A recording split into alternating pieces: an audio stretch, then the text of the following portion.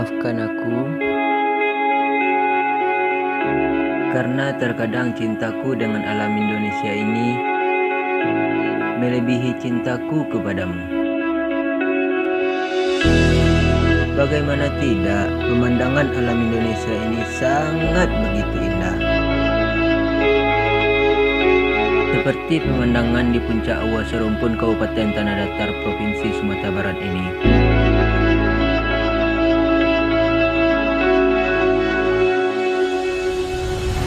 Dengan pemandangan sunrise dan bukit-bukit yang berselimutkan kabut,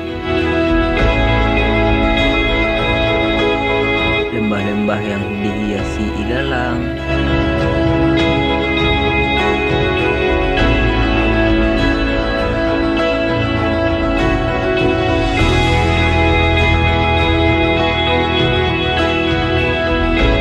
bukit-bukit yang mengelilingi danau,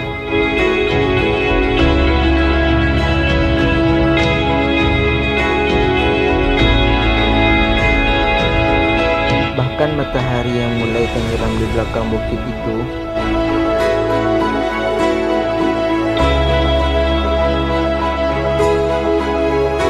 memancarkan cahaya dengan warna-warna yang sangat eksotis.